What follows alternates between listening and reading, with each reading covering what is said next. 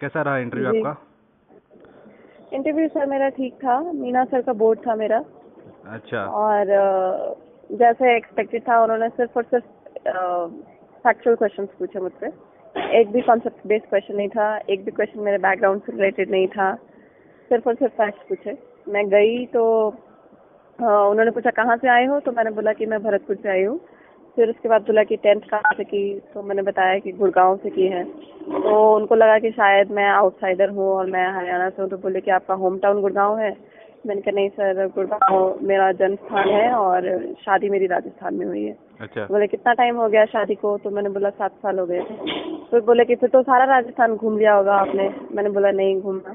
तो बोलते अच्छा तो भरतपुर घूम लिया होगा। मैंने बोला नहीं घूमा। तो फिर मैंने बोला उनको कि अगर आप परमिशन दे तो मैं कुछ कहना चाहूँगी। वो बोले बोलो। तो मैंने बोला कि सर मेरी शादी को 7 साल हो गए हैं, बट मेरे हस्बैंड की पोस्टिंग बाहर है, तो मैं बाहर ही रही हूँ। राजस्थान में मेरे को रहने का इतना मौका नहीं मिला। फिर उसके बाद फिर उन्होंने मेरे से भरतपुर के ही सारे फैक्ट्स पूछ लिए। फैक्ट्स अगर वो वैसे पूछते तो भी मैं शायद बता दी थी, लेकिन उन्होंने वहाँ के पॉलिटिशियंस के बारे में पूछा।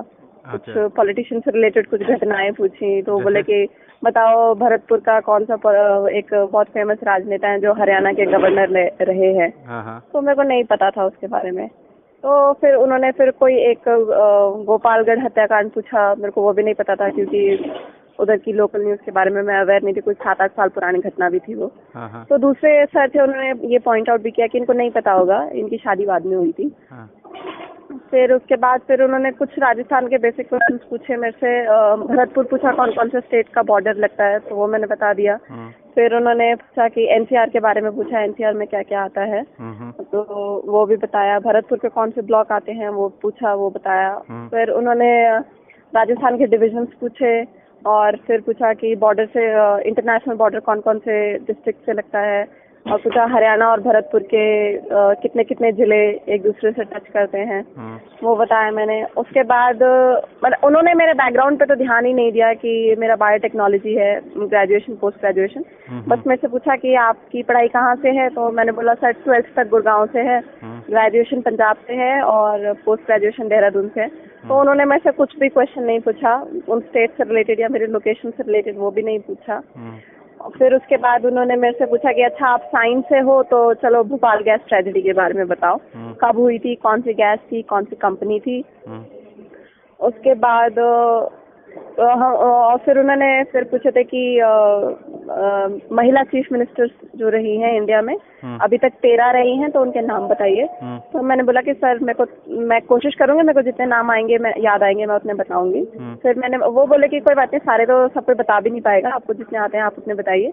तो फिर मैंने वो बताए। फिर उसके बाद उन्होंने मेरे से पूछा कि ओलंपिक्स में सिर्फ महिलाओं को ही मेडल मिले हैं, वो नाम बताओ, किसको मिला, किस चीज में मिला और कौन सा मेडल मिला, ये बताओ। तो वो बताया। फिर पैरालंपिक्स के बारे में पूछा, वही जो मेडल मिला था वो बताया। फिर उसके बाद जो दूसरे मेंबर थे उन्होंने मेरे से मेरी हॉबी जो थी वो मैं मूवीज देखना था, तो उन्होंने मेरे को कोई हिंदी मूवी का नाम पूछा, कुछ सावन झूम के पता नहीं। तो मैंने बोला सर ये तो मैंने नहीं देखी। अच्छा। फिर बोले कि अच्छा क्रांति मूवी का नाम सुना है।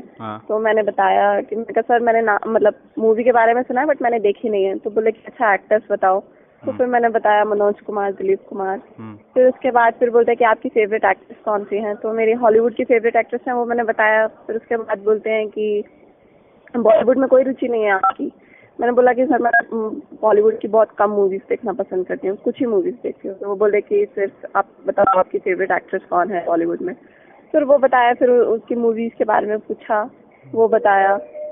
बस 10 ही मिनट मेरा इंटरव्यू चला, ज्यादा कुछ मेरे से पूछा भी नहीं। फिर उसके बाद हाँ क्या बोलते हैं, उन्होंने पूछा कि आपके हस्बैंड क्या करते हैं, तो मैंने बताया वो डिफेंस में इंडियन नेवी में है।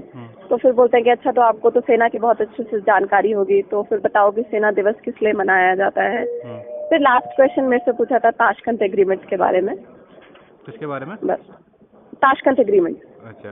और कोई करंट अफेयर्स के वगैरह के नहीं पूछे सवाल कुछ आपसे? भी नहीं, कुछ भी नहीं, एक क्वेश्चन नहीं पूछा करंट अफेयर का मुझसे। अच्छा।